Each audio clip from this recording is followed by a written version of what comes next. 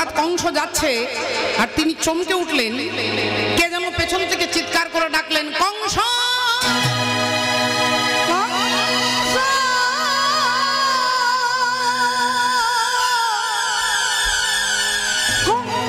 কে কে তুমি? যদি তোমার সাহস থাকে একবার আমার সামনে এসে দাঁড়াও। কে তুমি? বলেন মহারাজ আমি। তোকে আমি দেখতে পাচ্ছি না কেন? আগে মহারাজ কিছু মনে করবেন না, আমাকে রাষ্ট্রপতিও দেখতে পান না, প্রধানমন্ত্রীও দেখতে পান না, মুখ্যমন্ত্রীও দেখতে পান না, বড় বড় পণ্ডিত দেখতে পান না, আবার মূর্খও দেখতে পান না, আবার ধনী ব্যক্তিও দেখতে পান না, আবার দরিদ্র ব্যক্তিও দেখতে পান না। তাই আমাকে জগতে কেউ দেখতে পায় না, কিন্তু আমি আছি। আমার নাম হচ্ছে নিয়তি, ভাগ্য। আচ্ছা তোর কাজ কি? আগে মহারাজ আমার কাজ হচ্ছে সবার ভাগ্যের বিচার করা। ও, সকলের ভাগ্যের বিচার তুই করিস? তাহলে এখানে দাঁড়িয়ে সময় নষ্ট করছিস কেন? এখানে দাঁড়িয়ে সময় নষ্ট করছিস কেন? নিজের কাজ করবি যা। আগে মহারাজ আজকে আপনার কাছেই আমার ডিউটিটা পড়েছে আর কি, আজকে আপনারই ভাগ্যের বিচার করতে আমি এসেছি। কি এত বড় তোর সাহস, তুই আমার ভাগ্যের বিচার করবি? তুই জানিস আমি কংস? আগে মহারাজ ওই যে বললাম আমি সবার ভাগ্যের বিচার করি। বললেন আচ্ছা বল আমার ভাগ্যে কি লেখা আছে? মহারাজ আপনার ভাগ্যে পরিষ্কার করে লেখা আছে আপনার বোন দেবকী আর দেবকীর অষ্টম সন্তান আপনাকে হত্যা করবে। চমকে উঠলেন কংস। যে বোনকে আমি এত ভালোবাসলাম, এত স্নেহ করলাম, কোটি কোটি টাকা খরচা করলাম, যে বোনের বিয়েতে আমি নিজের রথ চালিয়ে নিয়ে যাচ্ছি, আর সেই বোনের ছেলে আমাকে হত্যা করবে? হরি বল। আমি বিশ্বাস করি না মহারাজ, বিশ্বাস করা বা না করা সেটা আপনার ব্যাপার, আমার বলা কর্তব্য, তাই আমি এখন আসি। দাঁড়াও, তুমি তোমার ক্ষমতা দেখিয়ে চলে যাবে আর আমি কংস সেটা দেখে নেবো, এটা হতে পারে না। তাই তুমি নিজের চোখে দেখে যাও যে তোমার নিয়তির লেখা আমি কিভাবে মুছে দিতে পারি। দাঁড়াও। এই বলে কংস এক লাফে রথ থেকে নেমে আর বাঁ হাত দিয়ে দেবকীর চুলের মুঠিটা টেনে ধরেছে। বাঁ হাতে চুলের মুঠি টেনে নামিয়েছে আর ডান হাত দিয়ে তলোয়ার বার করে বলছে, না রহেগি বাঁশ আর না বাজেগি বাঁশুরি। না বাঁশ থাকবে, না বাঁশের বাঁশি বাজবে, না দেবকী থাকবে, না দেবকীর অষ্টম সন্তান হবে। তার প্ল্যানটা খুব ভালো, যে দেবকীকেই মেরে ফেলবো, তাহলে তার দেবকীর অষ্টম সন্তান হবে না। রাধে রাধে। তাহলে এতক্ষণ দেবকীর বদ্ধ ধারণা ছিল যে আমার দাদা আমাকে ভালোবাসে। আমাদেরও ধারণা বাবা, সংসার সমুদ্র। সংসারকে সমুদ্রের সঙ্গে তুলনা করলেন কেন? সংসার আর সমুদ্র ব্যাপারটা একই হলো? বললেন হ্যাঁ অনেকটা একই। সমুদ্র এপারে দাঁড়িয়ে এই কুলকে দেখা যায়, ওই কুলকে দেখা যাবে না। আপনি সমুদ্রের তীরে দাঁড়িয়ে দেখবেন ওপারে ওই পার, কিন্তু আপনি দেখতে পাবেন না। সংসারও ঠিক সেই রকম। জন্মের কুলটা আমরা দেখতে পাই, কিন্তু মৃত্যুর কুল আমরা দেখতে পাই না বাবা। জন্মের কুল দেখতে পাই, কিন্তু মৃত্যুর কুল দেখতে পাই না। সমুদ্র দেখতে যেরকম সেরকম কিন্তু নয়, দেখতে কিন্তু খুব সুন্দর, স্বচ্ছ, পরিষ্কার, সাদা জল, দেখে মনে হবে সুন্দর জল। জলটা মুখে দিয়ে দেখুন, দেখবেন মনে হবে নোনা লাগছে। তাহলে দেখলে যেটা মনে হচ্ছে সেটা আসলে নয়। সংসারও দেখে মনে হচ্ছে খুব সুখের, কিন্তু সংসার সুখের নয়। সংসার সুখের নয়, দেখতে এরকম কিন্তু সুখের না। সংসার সমুদ্রে, ওখানে যেমন বিভিন্ন জলজ প্রাণী বাস করে, এখানেও বাস করে। সংসার সমুদ্রেও তিমি আছে, হাঙর আছে, বিভিন্ন হিংস্র জলজ জন্তু আছে। রাধে রাধে। সংসার সমুদ্রে কি আছে? হিংসা হাঙর কাম কুম্ভীরে। হিংসা হাঙর কাম কুম্ভীরে। অহিংসা হাঙর কাম কুম্ভীরে। আর বাস করে ওই জল মাঝারে। হাঙর কাম কুম্ভীরে বাস করে ওই জলের ভিতরে। হাঙর কাম কুম্ভীরে। তাহলে দেখুন, সমুদ্র পেরিয়ে যেতে হবে হনুমানকে। ওখানে রয়েছেন কে? না মা সীতা দেবী। এপারে রয়েছেন হনুমান, ওপারে রয়েছেন মা সীতা। ওপারে সীতা রয়েছেন কেন? ওপারে রয়েছেন ভক্তি। আর ভক্তি, রাধে রাধে, সংসার সমুদ্রে ভক্তিকে আশ্রয় করলে তখন কিন্তু সংসারের জ্বালা যন্ত্রণা আপনাকে ছুতে পারবে না বাবা, তাই ভক্তির কাছে পৌঁছাতে হবে। তাই হনুমান তিনি সাগর পার হয়ে যাচ্ছেন মা সীতা দেবীর কাছে, রাধে। কিন্তু বাবা আমাদের অবস্থা কি? আমরা ভাগবতে পড়েছি, আমরা জেনেছি, আমরা শুনেছি, এখানে কীর্তন হয়, ভাগবত হয়, আপনারাও শুনেছেন, জানেন সকলে। গজেন্দ্র মোক্ষম বলে ভাগবতে যে অধ্যায় রয়েছে সেখানে হরিবল, সেখানে ভাগবতে রয়েছে একটা হাতি, আর তিনি ছিলেন পূর্বজন্মে রাজা ইন্দ্রদ্যুম্ন। রাজা ইন্দ্রদ্যুম্ন তিনি পুজো করতে বসেছেন, এমন সময় ঋষি অগস্ত্য এসেছেন ভিক্ষা চাইতে। ইন্দ্রদ্যুম্ন রাজা ভাবলেন আগে পুজোটা সেরে নি, তারপরে ভিক্ষে দেব। কিন্তু এমন সময় অগস্ত্য ঋষি 3 বার বললেন ভিক্ষাং দেহি। রাজা যখন বেরিয়ে এলেন না, অভিশাপ দিলেন যে গজের মতো স্তব্ধমতি দেখিয়া রাজারে গজ হও, অভিশাপ দিল ঋষিবরে, তুমি হাতি হবে, যাও। অভিশাপ দিলেন ইন্দ্রদ্যুম্ন রাজা, তিনি হয়ে গেলেন হাতি। কিন্তু ধার্মিক রাজা, তাই তার পূর্বজন্মের সংস্কারগুলো রয়ে গেল। হাতি হলো কিন্তু তিনি শান্ত, তিনি ভদ্র, তিনি নিরীহ, কারোর সঙ্গে ঝগড়া করে না, সবাই তাকে মানে। আর একদিন সেই হাতি দল বেঁধে রাস্তা দিয়ে যাচ্ছে, দেখছে একটা কুমির রাস্তার উপরে হাঁ করে পড়ে আছে। অন্যান্য হাতিগুলো বলল ভাই পিছিয়ে চল, পিছিয়ে চল, ওই ভয়ঙ্কর কুমির। আর এই হাতি বলে উঠলো দাঁড়া ভাই, ওর অসুবিধাটা কি একটু জেনে নি। আরে ভাই যাস না ওর কাছে, ও খল প্রাণী, ও ছলনা করে পড়ে আছে। বললেন না রে ভাই, মনে হয় ওর কষ্ট হচ্ছে, তোরা একটু দাঁড়া, তোরা দূরে দাঁড়া, আমি দেখছি। সেই ইন্দ্রদ্যুম্ন হাতিটা এসে সামনে বলছে ভাই কি হয়েছে তোমার? আর কুমিরটা আপাদমস্তক হাতিটাকে লক্ষ্য করে বলছেন দাদা আপনি যখন ভাই বলছেন, আমি আপনার দাদা হারিওয়াল, আমি আপনার ভাই, আপনি আমার দাদা। দাদা গো, আমি না প্রচন্ড শরীর অসুস্থ, দুর্বল, জলে যেতে পারছি না, ওখান পর্যন্ত হেঁটে যেতে পারছি না দাদা। হাতিটা বললেন ওমা, তুমি জলে যেতে পারছো না বলে এখানে পড়ে আছো, দাঁড়াও আমি তোমাকে নিয়ে যাচ্ছি। এই বলে হাতিটা সুর দিয়ে কুমিরটাকে পিঠের মধ্যে তুলেছে, আর পিঠের মধ্যে তুলে এইবার নিয়ে যাচ্ছে।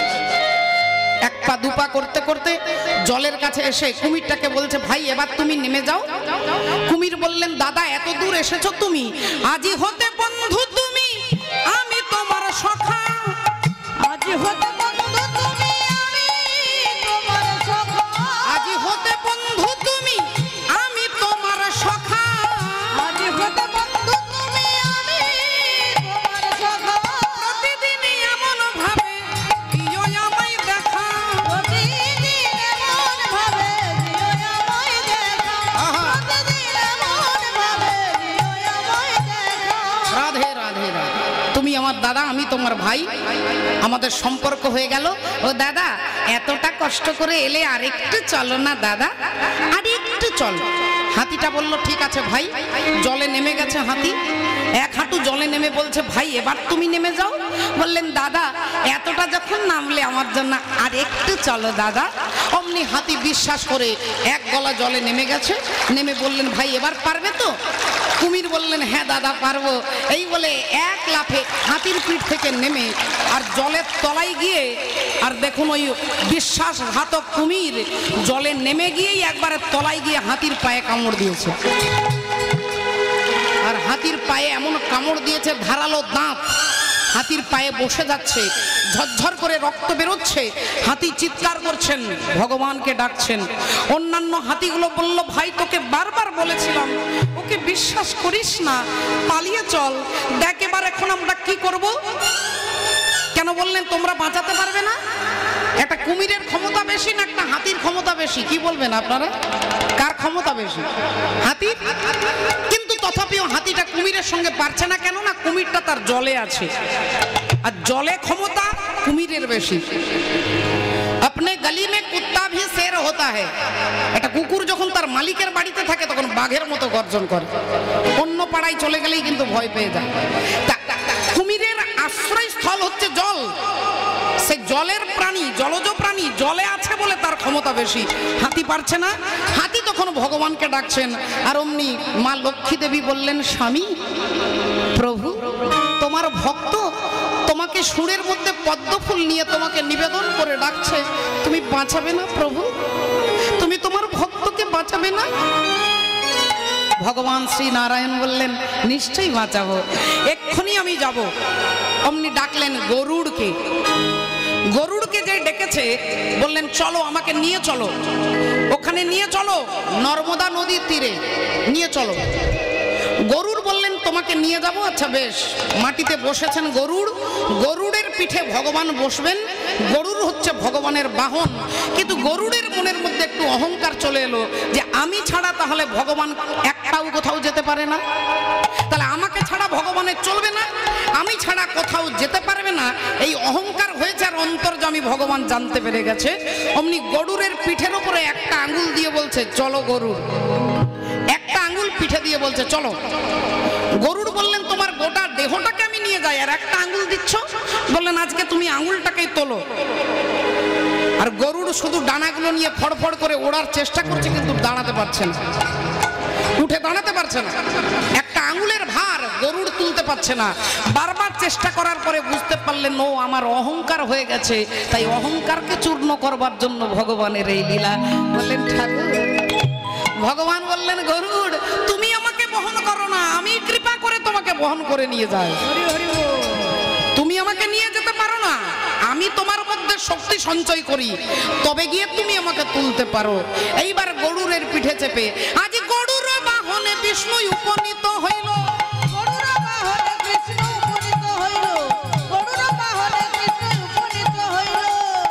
আর উপনীত হয়ে দেখলেন যে হাতিটার পায়ে কুমিরটা একবার দাঁত দিয়ে টিপে ধরেছে, হাতি নিস্তেজ হয়ে যাচ্ছে, আর পারছে না।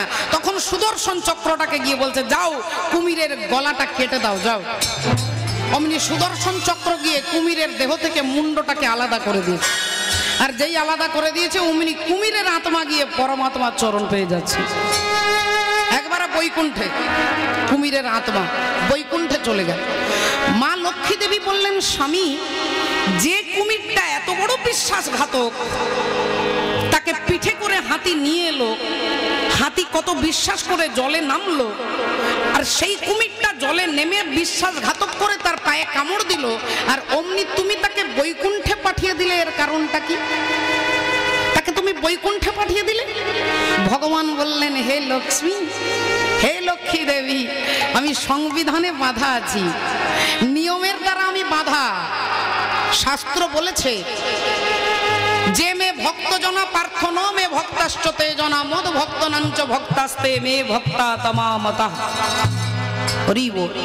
হাতিটার পায়ে ধরেছে কুমির, হাতি হচ্ছে আমার ভক্ত, হাতি আমার চরণে নিজেকে নিবেদন করেছে, হাতি শুদ্ধ বিশ্বাস করে, হাতি জানে যে আমি তোমার। আর এমন ভক্ত হাতির পায়ে ধরেছে, আর যে ভক্তের পায়ে ধরে আমি আগে তাকেই আগে কৃপা করি।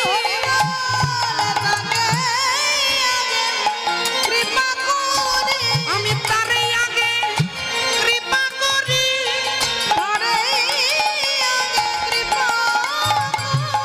যে জন আমায় ছেড়ে ভক্তের চরণ ধরে,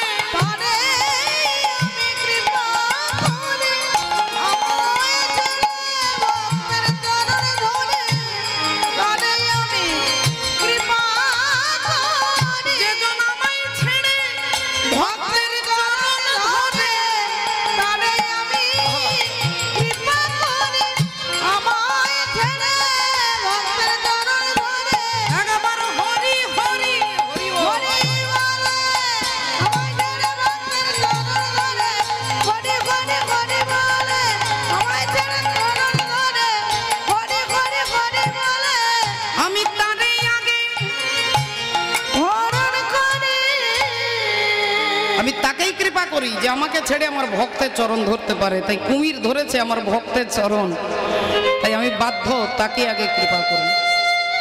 রাধে রাধে। এই ভক্তমণ্ডলী ভক্তিমতী মায়েরা, এখানে কুমির হাতির পায়ে ধরলো, কুমির ভগবানকে পেয়ে গেল। আমরা রামায়ণে দেখেছি যে হনুমানের পায়ে কামড় দিয়েছিল একটা কুমির, কুমির হনুমানের পায়ে ধরেছিল। কাল নেমি চক্রান্ত করে হনুমানকে বলছে ওখানে জল পান করো। আর হনুমান যেই জলে নেমেছে অমনি একটা কুমির ছিল হনুমানের পায়ে ধরেছে। হনুমান তাকে উদ্ধার করলেন। তা কুমির হনুমানের পায়ে ধরলো, শুধু হনুমানের নয় বাবা, আমাদের সকলের পায়ে কুমির ধরে আছে। কুমিরকে হিন্দিতে বলে মগর, মগরমাছ। হিন্দিতে কুমিরকে মগরমাছ বলে। মগর মানে কি না, মগর মানে কিন্তু। মগর মানে কিন্তু, আমরা বলি না কিন্তু। হরিনাম শুনতে যেতাম কিন্তু ঘরে জামাই এসেছে। হরিনাম শুনতে যেতাম, ভাগবত শুনতে যেতাম গো, টাউন হলে হচ্ছে, কিন্তু কি করব, আমার অনেক দিন পরে আমার মেয়ে জামাই এসেছে। হরিনাম শুনতে যেতাম কিন্তু ছেলেটার পরীক্ষা। এই যে কিন্তু, এই কিন্তু রূপী কুমির আমাদেরও ধরে আছে পায়ে। কিন্তু রূপী কুমির আমাদেরও ধরে আছে। এই কিন্তু রূপী কুমিরকে আগে দমন করতে হবে। রাধে রাধে ভক্তমণ্ডলী, ভক্তিমতী মায়েরা, জয় জয় রাধা রমন হরি বল রে, জয় জয় রাধা রমন হরি বল, হরি বল।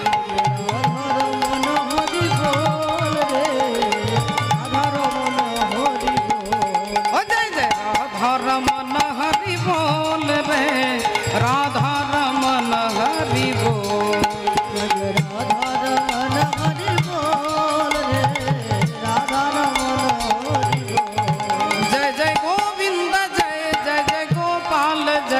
जय जय राधा रमन हरि बोल, जय जय गोविंद जय, जय जय गोपाल जय, राधा रमन हरि बोल। राधा रमन हरि बोल रे, राधा रमन हरि बोल, राधा रमन हरि बोल रे, राधा रमन हरि बोल। श्री गुरु निताई गौर सीतानाथ ब्रह्मानंदे हरि बोल, हरि हरि बोल। এই ভক্তমণ্ডলী, ভক্তিমতী মায়েরা, দেখুন আজকে কি ঘটনা ঘটলো।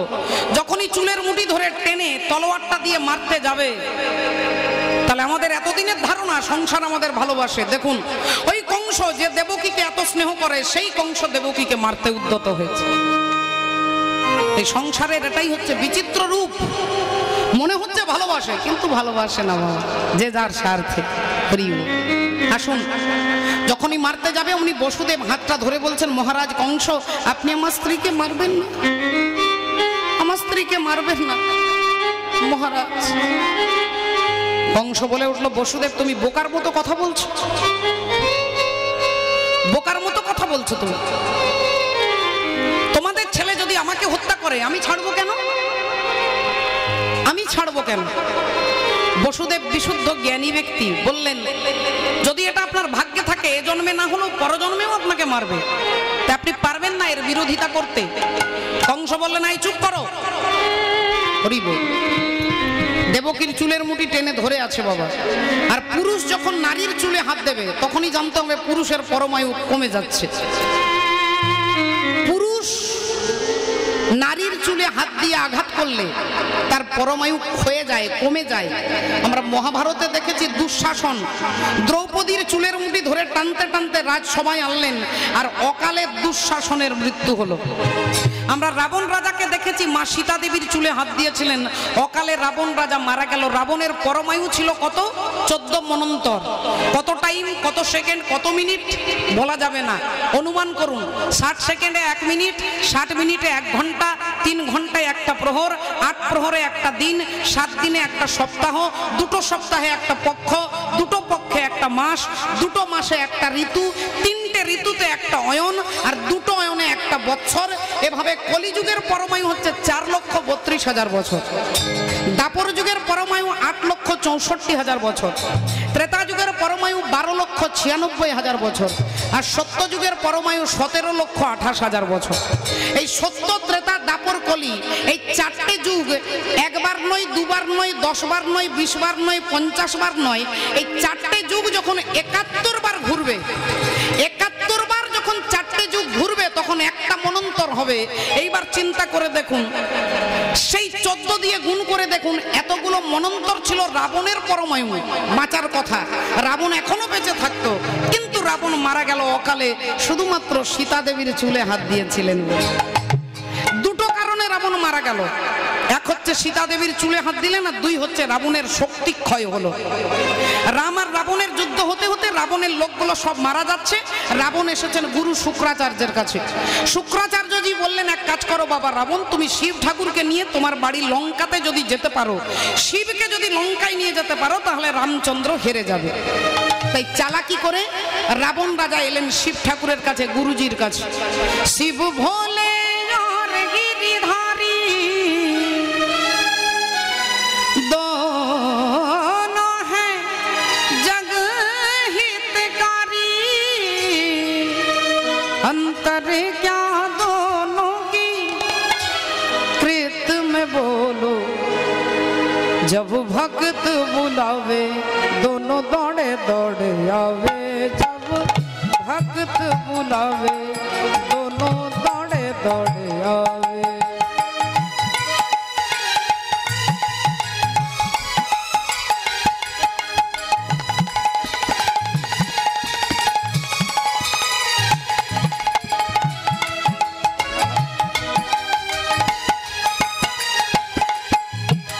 शिव भोले भोले भोले,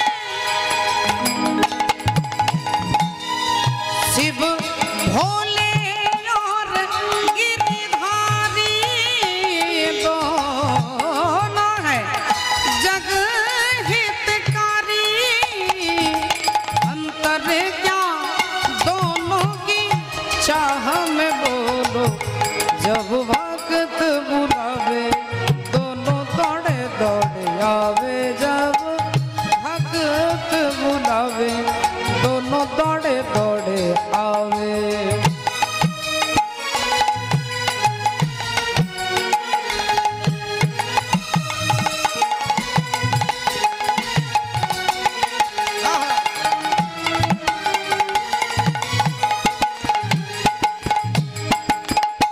मोहन तो मधुबन में मिलते और काशी में कैलाशी, सगम पदा पधम परे मगा गर गली धरे रे गम गम पम पदा पदा सनी सरे,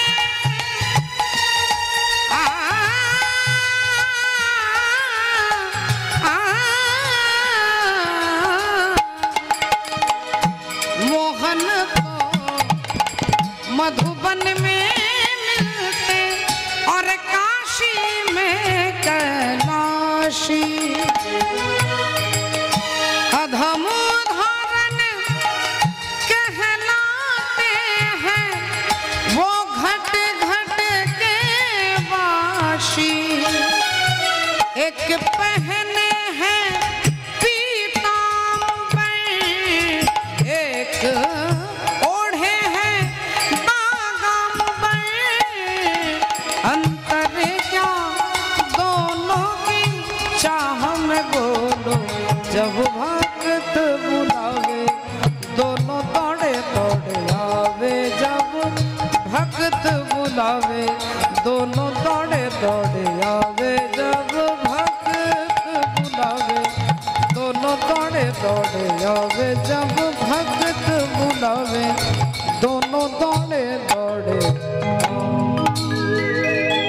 गुरुजी के प्रणाम करेছে, हरि शिव ठाकुर के प्रणाम करছে। जटाटवी गलत जलत प्रवाह पावि गस्तले गले बलम लंबित भुजंग तुंड मालिकं डमट डमट डमट डमट डमा डमट डमर्ज चकार चंड तांडव तनोतु न शिव शिव, जटाकटाह संभ्रम भ्रम निलिम्फ निर्जोरी, विलोल बीचि बल्लरी विराज मूर्ध मद्दन, धगत धगत धगत धगत लाट पट्ट पावे के किशोर चंद्र शिखरे रति प्रतीक्षणा मम। देवादिदेव महादेवके रावण राजा এই শ্লোকটা তিনি নিজে লিখেছিলেন, প্রণাম করলেন। হে গুরুজি, কৃপা করে আমার বাড়ি আপনাকে যেতে হবে। শিব ঠাকুর বুঝতে পেরে গেলেন যে আমি যদি রাবণের সঙ্গে রাবণের বাড়ি যাই তাহলে রামচন্দ্র আমার প্রভু হেরে যাবেন, কিন্তু শিষ্যকে তো দুঃখ দেওয়া যাবে না। শিব ঠাকুর বললেন, বাবা রাবণ, তোমার সঙ্গে তো যেতাম, কিন্তু এতটা রাস্তা আমি ষাঁড়ের পিঠে চেপে যেতে পারবো না। না গুরুজি, আপনাকে ষাঁড়ের পিঠে যেতে হবে কেন? আমি কাঁধে করে নিয়ে যাব, কাঁধে করে নিয়ে যাব।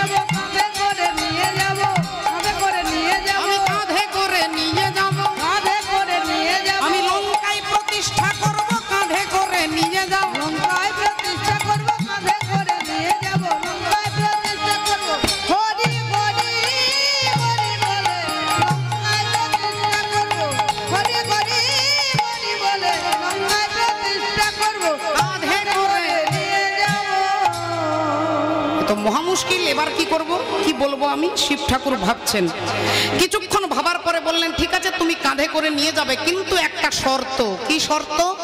না, আমাকে যদি রাস্তায় তোমার ভারী লাগে যদি নামিয়ে দাও, মাটিতে যদি নামিয়ে দাও, যেখানে নামাবে আমি কিন্তু সেখানেই থাকবো। তুমি টাউন হলে নামিয়ে দিলে আমি সেখানেই থাকবো, তুমি হাওড়া স্টেশনে নামিয়ে দিলে সেখানেই কিন্তু থাকবো, তাই আমাকে মাটিতে নামানো চলবে না। রাবণ মনে মনে ভাবলেন, আরে আমার পিঠে চুলকানি হলে, রাবণের পিঠে চুলকানি হলে রাবণ কৈলাস পর্বতে গিয়ে পিঠটা ঘষে দিতেন আর তাতেই কৈলাসে ভূমিকম্প হতো। এত বড় প্রতাপশালী রাজা রাবণ বললেন যে আপনাকে নিয়ে যেতে আমার কি ভারী লাগবে নাকি, আপনি আমার কাঁধে বসুন। শিব ঠাকুর কাঁধে বসেছেন, রাবণ রাজা নিয়ে যাচ্ছেন। ভগবান রামচন্দ্র ভাবলেন এটা তো হতে দেওয়া যাবে না। ভগবান রামচন্দ্র দুজন দেবতাকে ডাকলেন, একজন পবন দেব, একজন বরুণ দেব। পবন দেবতাকে ডেকে বলছে এক কাজ করো, তুমি ব্রাহ্মণ সেজে গাছের তলায় দাঁড়িয়ে থাকো, ব্রাহ্মণের মূর্তি ধারণ করে তুমি দাঁড়িয়ে থাকো। আর বরুণ দেবতাকে বলছে তুমি জল হয়ে রাবণের পেটের ভেতরে প্রবেশ কর। এখন বরুণ দেবতা জল হয়ে রাবণের পেটে ঢুকেছে আর পবন দেবতা ব্রাহ্মণ সেজে গাছের তলায় দাঁড়িয়ে আছে। এখন রাবণের পেটে যখন জল হয়ে ঢুকেছে, এবার জল বেশি খেলে মায়েরা অপরাধ নেবেন না, কি হবে বুঝতে পারছে, ঘন ঘন বাইরে যেতে হবে। তা রাবণের পেটে যখন বরুণ দেবতা চাপ দিচ্ছে, রাবণের প্রস্রাব পেয়ে গেছে। এইবার রাবণ ভাবছে যে আমি কাঁধে গুরুজিকে নিয়েছি, এখন গুরুজিকে কাঁধে নিয়ে তো প্রস্রাব করতে পারবো না, আর গুরুজিকে যদি নামিয়ে দিয়ে প্রস্রাব করি তাহলে আর গুরুজিকে কাঁধে তুলতে পারবো না, আর প্রস্রাব যদি না করি তাহলে কিডনি ড্যামেজ হতে পারে। তাহলে এতগুলো ঝক মারিতে পড়েছে, আমি কি করব কি করব কি করব?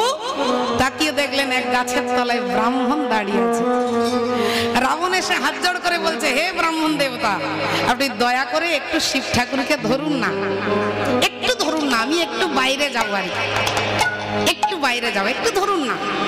আর পবন দেবতা মনে মনে বলছে আমি তো সেই কেসের জন্যই দাঁড়িয়ে আছি, কিন্তু মুখে বলছে আমার দ্বারা হবে না, পারবো না, পারবো না, কিছু মনে করবেন না, পারবো না, একটু ধরুন না। আরে কি মুশকিল, পারবো না বলছি তো, একটুখানি ধরুন না, বেশি সময় লাগবে না, 2 মিনিট, 2 মিনিটের ব্রেক, একটু ধরুন। পবন দেবতা বললেন ঠিক আছে, আমি আপনাকে 5 মিনিট সময় দিচ্ছি, এর মধ্যে আপনি এলে ভালো, নইলে কিন্তু আমি নামিয়ে দেবো। রাবণ রাজা জানে আমার 5 মিনিট লাগবে না। এইবার রাবণ শিব ঠাকুরকে ধরিয়ে দিয়ে প্রস্রাব করতে বসেছে একটু দূরে। এখন রাবণ কি করে বুঝবে বাবা যে প্রস্রাবের মধ্যেও রাজনীতি ঢুকে আছে? আজকে প্রস্রাব হয়ে যাচ্ছে 1 মিনিট, 2 মিনিট, 3 মিনিট, 4 মিনিট প্রস্রাব হয়ে যাচ্ছে। আর যেই 5 মিনিট হয়েছে, হরি বল রাধে রাধে, যেই 5 মিনিট হয়েছে পবন দেবতা শিব ঠাকুরকে মাটিতে নামিয়েছে আর এদিকে প্রস্রাব বন্ধ হয়ে গেছে। তাহলে কিরকম চিন্তা করে দেখুন। এবার যেই বন্ধ হয়েছে অমনি হাতে পায়ে জল দিয়ে তিনি যখন ছুটে আসছে তখন দেখছে শিব ঠাকুর মাটিতে। রাবণ রাজা ছুটতে ছুটতে শিব ঠাকুরকে কাঁধে নেবার জন্য ছুটে যাচ্ছে, আর অমনি শিব ঠাকুর একবারে অতল বিতল সুতল তলাতল রসাতল মহতল পাতাল, একবার পাতালে ঢুকে যাচ্ছে। রাবণ রেগে গিয়ে বলল, আচ্ছা তুমি পাতালে চলে যাচ্ছ? শিব ঠাকুরের মাথাটা ধরে টান দিলেন, আর শিব ঠাকুরকে পাতাল থেকে রাবণ টেনে বার করলেন। কত বড় শক্তিধর! পাতাল থেকে টেনে তুললেন, কিন্তু কাঁধে তুলতে পারলেন না। রাবণের থেকে শক্তিধর কে? না ধর্ম। কাঁধে তুলতে পারলেন না। ওই যে শিব ঠাকুরকে পাতাল থেকে টেনে বার করলেন, সেই শিব ঠাকুরের নাম আপনারা নাম সবাই শুনেছেন, যার নাম হচ্ছে বৈদ্যনাথ ধাম। ঝাড়খণ্ডে পড়ছে বৈদ্যনাথ ধাম। তা দেখুন, এই দুটো কারণের জন্য রাবণ অকালে বিনাশ হয়েছিল। আজকে কংস কি করছে? বসুদেব বলছে যে আপনি বিশ্বাস করুন, আমাদের 8ম সন্তান যদি আপনার মৃত্যুর কারণ হয়, যেদিন ছেলেটা জন্মগ্রহণ করবে সেই দিন আপনার হাতে তুলে দেব, সেই দিন আপনার হাতে তুলে দেব, আপনি তাকে মারবেন, কিন্তু আপনি দয়া করে আমার স্ত্রীকে মারবেন না। কংস বলে উঠল, বসুদেব তুমি আমাকে এত বোকা ভেবেছ? হ্যাঁ, এত বোকা ভেবেছ? তোমার 1ম সন্তান যদি আমাকে হত্যা করে, না আমার 1ম সন্তানকেও আপনাকে দেব? তোমার দ্বিতীয় সন্তান যদি আমাকে হত্যা করে, না আমার দ্বিতীয় সন্তানও আপনাকে দেব, আমার তৃতীয় সন্তানও দেব, আমার চতুর্থ, পঞ্চম, ষষ্ঠ, সপ্তম, অষ্টম, আমার 8টা ছেলেকে আমি আপনার হাতে তুলে দেব। আপনি তাদের সবাইকে মারবেন, কিন্তু আপনি দয়া করে আমার স্ত্রীকে মারবেন না। বসুদেব তিনি জানে যে অষ্টম সন্তান রূপে ভগবান আসবে, অষ্টম সন্তান রূপে আমরা ভগবানকে পাবো। আর ভগবানকে পাওয়ার জন্য যদি 7টা ছেলেকে বলিদান দিতে হয় আমি দেব। তাহলে দেবকীকে বারবার বাঁচাতে চাইছে কেন? না, দেবকী যদি না থাকে তাহলে তো আমি ভগবানকে পাবো না, কারণ দেবকীর গর্ভেই ভগবান আসবে। তা ভগবানকে পেতে গেলে দেবকীকে রক্ষা করতে হবে। আর ভগবানকে পাওয়ার জন্য যদি 7টা ছেলেকে বলিদান দিতে হয়, বলে তবু তো আমি ভগবান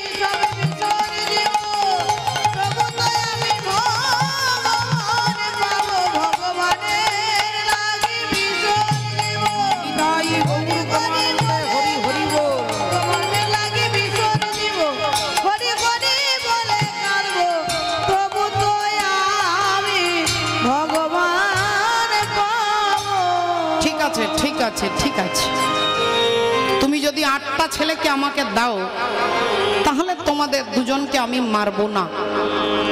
কারাগারে বন্দি করে দিলেন বসুদেব দেবকী, মোটা মোটা লোহার চেন দিয়ে বেঁধে দিলেন, পিঠের মধ্যে পাথর চাপিয়ে দিলেন। আর বসুদেব দেবকী দিবারাত্রি শুধু ভগবানকে ডাকে আর কাঁদে, তুমি যদি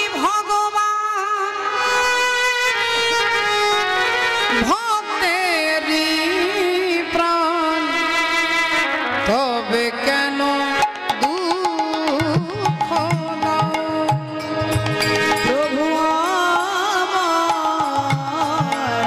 তবে কেন দুঃখ দাও, তুমি যদি ভগবান ভক্তেরই প্রাণ, তবে কেন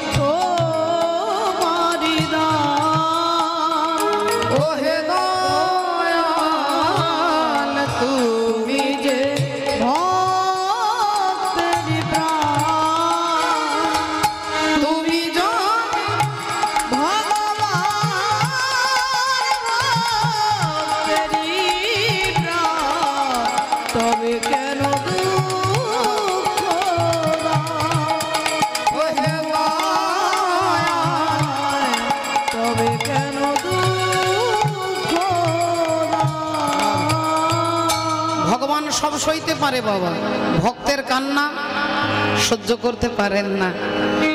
ভক্ত কেমন হবে? নির্মল, সহজ, সরল, নিষ্পাপ। তিনি সহজ হবেন, ভক্তের মধ্যে জটিলতা থাকবে না। আছে, সত্যিকারের ঘটনা। অযোধ্যায় একটা ছোট্ট গ্রামে, সেখানে একজন ভক্ত বাস করতেন। তার নাম হচ্ছে, ডাকনাম ভোলা। বাবা নেই, মা নেই, সংসারে কেউ নেই, জমি আছে, ঘরবাড়ি আছে, কিন্তু ভোলা এত সহজ সরল, সে অন্য কিছু করতে পারে না। যদি কোনো পাড়াতে বিয়ে বাড়ি হয়, অন্নপ্রাশন হয়, সে বিনা নেমন্তন্নে চলে যায়। সেখানে গিয়ে সমস্ত